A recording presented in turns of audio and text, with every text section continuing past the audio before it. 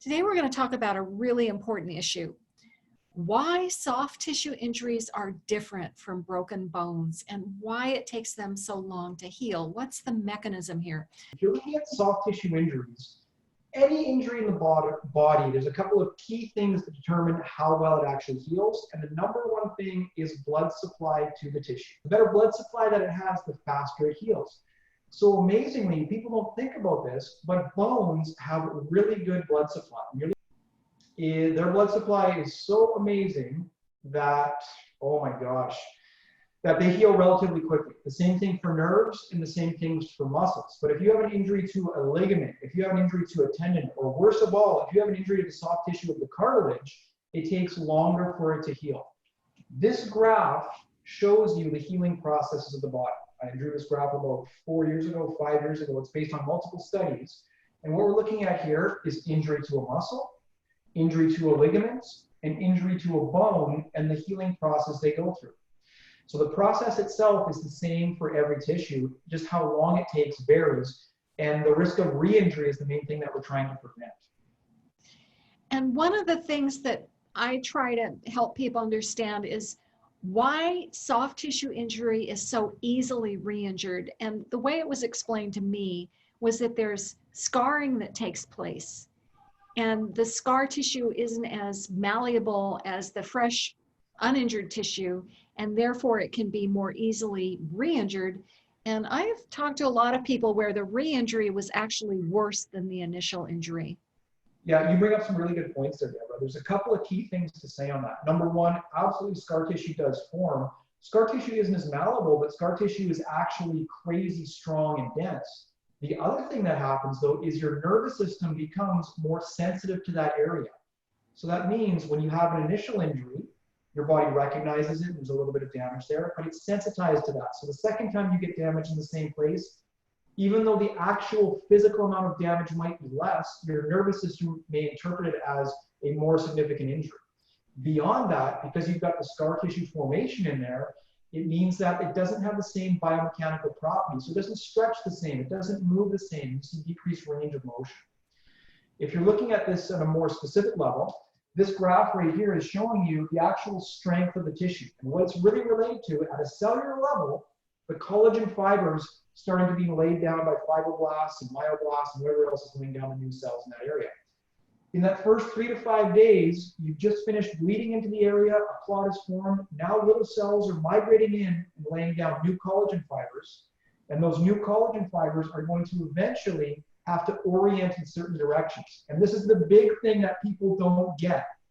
You have to load a tissue to heal a tissue. And what people tend to do is, a lot of physicians are still recommending this, is lack of mobility for the first 2 or 3 weeks. Well, if you rest for 2 or 3 weeks, guess what happens? You actually increase the scar tissue formation, and the cells that are laying it down don't know how to lay down the collagen fibers. They get confused and they lay them down in all different directions. Versus if you load the tissue a little bit, you have to load it safely, what you're going to see is the collagen fibers are now oriented in the correct direction, the scar tissue is less, the nervous system is less inhibited or stimulated by the area because of the damage, and you see better soft tissue healing with light loads as you're healing through the basic process. A lot of people are still recommending splints, and that's one of the problems that we encountered when I was at the Miller Institute was people would come in splinting so that they'd be immobile, and that sort of temporarily reduces pain, but the problem is then you'd get the edema forming, the lack of fluid return, the lack of mobility, and the splints would make things worse, even leading to things like reflex sympathetic dysfunction. Yeah, reflex sympathetic dystrophy and all that stuff can be there, absolutely. All that stuff, RSD, is definitely associated with it.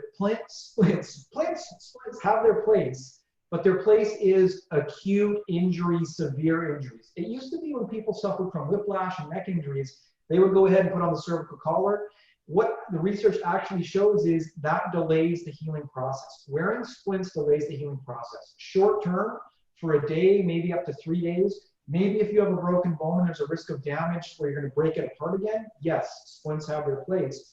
But otherwise, the sooner you move, the sooner you load the tissue, the better it's going to heal as long as you don't re-injure. If you want, you can go onto YouTube and type in Vizniak fracture screen. We have an example there of a worker who fell off of a ladder, broke his humerus into 5 or 6 places mid-shaft, 65 years old, and there was no casting or anything put on it. It was just a loose splint where you could move it around nice and easy and gradually challenge the tissue. And the researchers supporting this is giving better outcomes. Now, let's clarify what you mean by loading, because when I'm a historian of hand injuries, and I've read way back to the disease of scribes.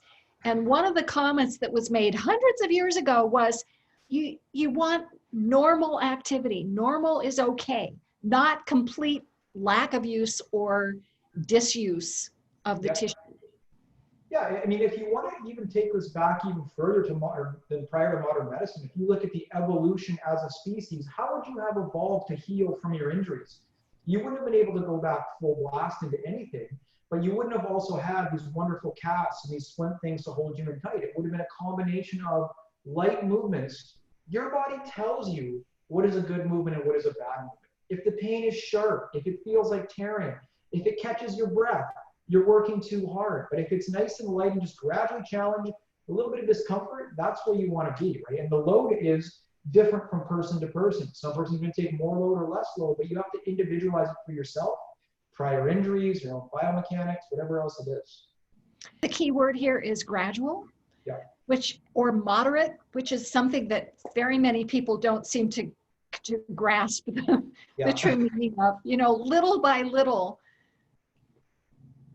It is, absolutely. What a lot of people do, well, number one is if they go too fast, too soon, they hurt themselves, then they're scared to go ahead and go into that action and retry it.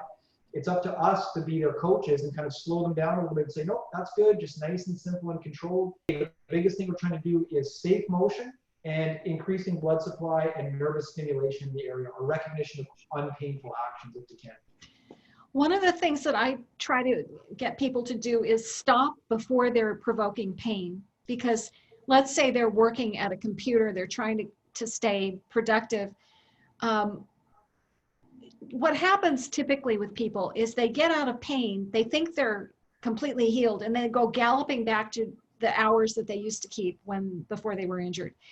And what one person told me to do, she says, wait, when you have pain, you need to subtract 10 minutes. So if you start having pain at 20 minutes, subtract 10 minutes from that, work for 10 minutes, take a break, go away, do something else that's work related, and then come back so that you're staying out of pain. You're not provoking that, and you're also not re-injuring the tissue.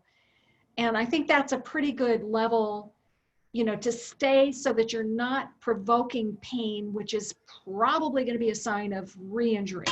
Yeah, I think that's excellent advice. I mean, ultimately, you're looking to maintain a minimal effective dose. What's the least that I have to do to make that person feel better? And they can recognize within their own body when they're going to increase circulation strength and flexibility by challenging a little bit.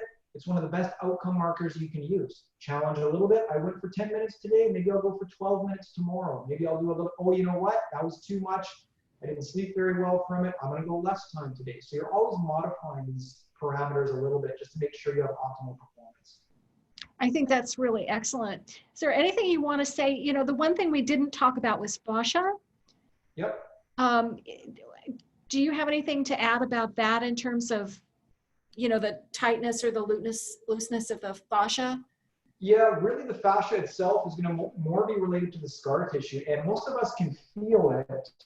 Well, fascial tightness, there's a lot of research out there that supports limited flexibility. However, you can lengthen fascia over time. It's how kids grow. During pregnancy, your fascia has to stretch out. What can happen in repetitive stress injuries is the fascia itself can become more dense and more fibrotic, almost like a scar tissue. And as we know, fascia is wrapped around everything. It's around your nerves, it's around your muscles, it's around your blood vessels.